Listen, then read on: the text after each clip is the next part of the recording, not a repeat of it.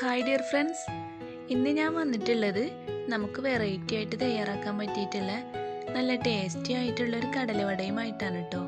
അപ്പോൾ എല്ലാവരും ഇങ്ങനെയൊന്ന് ട്രൈ ചെയ്ത് നോക്കുക. ട്രൈ ചെയ്ത് നോക്കുമ്പോൾ മറക്കാതെ ഫീഡ്ബാക്ക് അറിയിക്കുകയും വേണം കേട്ടോ. പിന്നെ എൻ്റെ വീഡിയോ ആദ്യമായിട്ട് കാണുന്ന ഏതെങ്കിലും കൂട്ടുകാരുണ്ടെങ്കിൽ ഒന്ന് സബ്സ്ക്രൈബ് ചെയ്യണേ. നിങ്ങൾ സബ്സ്ക്രൈബ് ചെയ്യുമ്പോൾ തൊട്ടടുത്ത് കാണുന്ന ബെല്ലൈക്കൺ കൂടി ഒന്ന് ഇനേബിൾ ചെയ്യും. നിങ്ങൾ ബെല്ലൈക്കൺ ഇനേബിൾ ചെയ്യുമ്പോൾ അതിൽ ഓൾ എന്ന ഓപ്ഷനിൽ തന്നെ ക്ലിക്ക് ചെയ്യാൻ മറക്കരുത്. എങ്കിൽ മാത്രമേ ഞാനിടുന്ന വീഡിയോസിൻ്റെയൊക്കെ നോട്ടിഫിക്കേഷൻ നിങ്ങൾക്ക് അപ്പോൾ തന്നെ ലഭിക്കുകയുള്ളൂ. അപ്പോൾ നമുക്ക് കടലവട എങ്ങനെ തയ്യാറാക്കിയെടുക്കാമെന്ന് നോക്കാം. അതിനായിട്ട് ഞാൻ 1/2 കപ്പ് കറിക്കടല 4 മണിക്കൂർ വെള്ളത്തിൽ കുതിർത്തെടുത്തതാണ് കേട്ടോ. അത് നന്നായിട്ട് തന്നെ കഴുകി വെള്ളമൊക്കെ വാർത്തെടുത്തിട്ടുണ്ട്. ഇനി നമുക്കിത് നന്നായിട്ടൊന്ന് അരച്ചെടുത്തിട്ട് വരാം. അതിനായിട്ട് മിക്സിയുടെ ഒരു ജാറിലേക്ക് നമ്മൾ കുതിർത്തെടുത്ത് വെച്ചിട്ടുള്ള കടല മുഴുവനും ചേർത്ത് കൊടുക്കാം. ഇനി നമുക്കിത് നന്നായിട്ടൊന്ന് അരച്ചെടുത്തിട്ട് വരാം. നമ്മളിത് അരച്ചെടുക്കുമ്പോൾ നമുക്കൊട്ടും തരിയുടെ ആവശ്യമൊന്നും വരുന്നില്ല കേട്ടോ. നല്ല ഫൈനായിട്ട് തന്നെ അരച്ചെടുക്കാം. അങ്ങനെ ഞാനിത് നല്ല ഫൈനായിട്ട് തന്നെ അരച്ചെടുത്തിട്ടുണ്ട്. നമുക്കിത് ഈ ഒരു പരുവത്തിലാണ് കേട്ടോ കിട്ടിയിട്ടുള്ളത്. ഇനി നമുക്കിതൊരു ബൗളിലേക്ക് മാറ്റാം.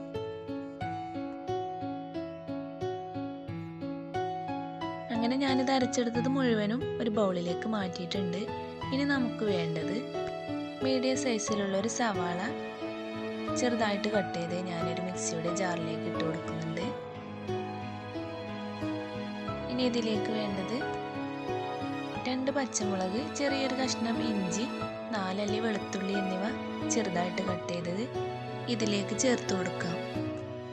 ഇനി ഞാനിതിലേക്ക് 5 വറ്റൽമുളക് ചേർത്ത് കൊടുക്കുന്നുണ്ട് കേട്ടോ.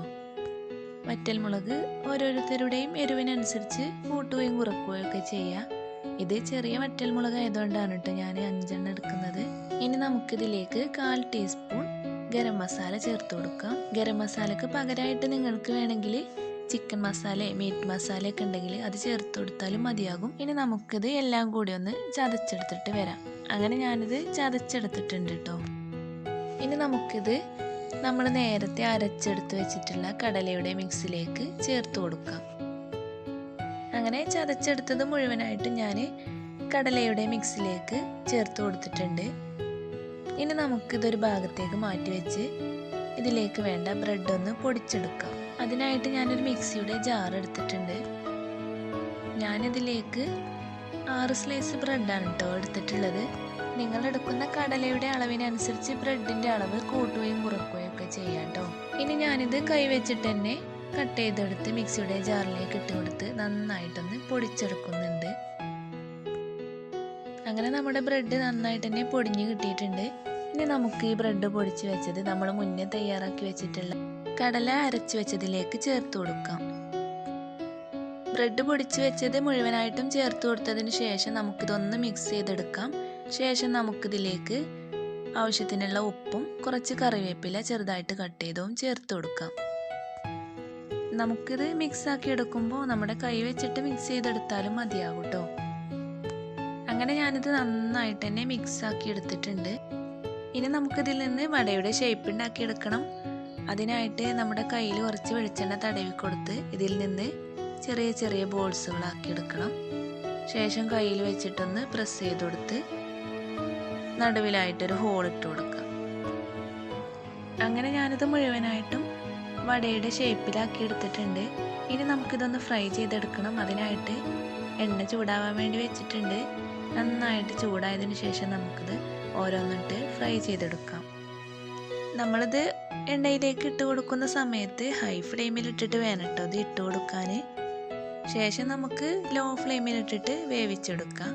നമ്മളിത് ലോ ഫ്ലെയിമിലിട്ട് നന്നായിട്ട് തന്നെ ഒരു ഭാഗം കുക്കായതിനു ശേഷമാണ് കേട്ടോ തിരിച്ചിട്ട് കൊടുക്കേണ്ടത്. അല്ലെങ്കിൽ നമ്മുടെ വട പൊട്ടിപ്പോകാനുള്ള ചാൻസ് ഉണ്ട് കേട്ടോ. അങ്ങനെ തിരിച്ചിട്ട് കൊടുത്തതിന് ശേഷം നമുക്കിത് 2 ഭാഗവും ഗോൾഡൻ ബ്രൗൺ നിറമാകുന്നത് വരെ ഫ്രൈ ചെയ്തെടുത്ത് എണ്ണയിൽ നിന്നും മാറ്റാം. അങ്ങനെ ഗോൾഡൻ ബ്രൗൺ നിറമായി വന്നതിന് ശേഷം ഞാനിത് എണ്ണയിൽ നിന്നും മാറ്റിയിട്ടുണ്ട്. ഇനി നമുക്ക് എല്ലാം ഇതുപോലെ തന്നെ ചെയ്തെടുക്കാം. നമ്മളിതിലേക്ക് ബ്രെഡ് ചേർത്ത് കൊടുത്തുകൊണ്ട് തന്നെ പുറമേ നല്ല ക്രിസ്പിയും ഉള്ളിൽ നല്ല സോഫ്റ്റ് ആയിട്ടാണ് കേട്ടോ നമ്മുടെ വടകളൊക്കെ കിട്ടിയിട്ടുള്ളത്. അങ്ങനെ നമ്മുടെ സിമ്പിളായിട്ടുള്ള നല്ല ടേസ്റ്റി ആയിട്ടുള്ള നമുക്ക് വെറൈറ്റി ആയിട്ട് തയ്യാറാക്കാൻ പറ്റിയിട്ടുള്ള കടലവട എല്ലാവരും ഇങ്ങനെയൊന്ന് ട്രൈ ചെയ്ത് നോക്കുക. ട്രൈ ചെയ്ത് നോക്കുമ്പോൾ മറക്കാതെ ഫീഡ്ബാക്ക് അറിയിക്കുകയും വേണം കേട്ടോ. പിന്നെ നിങ്ങൾക്ക് ഈ വീഡിയോ ഇഷ്ടമായിട്ടുണ്ടെങ്കിൽ ഇപ്പോൾ തന്നെ ഒന്ന് ലൈക്ക് ചെയ്യുക, ഷെയർ ചെയ്യുക. വീണ്ടും നല്ലൊരു റെസിപ്പി വീഡിയോയുമായി വരുന്നത് വരേക്കും എല്ലാവർക്കും താങ്ക്സ് ഫോർ വാച്ചിങ്.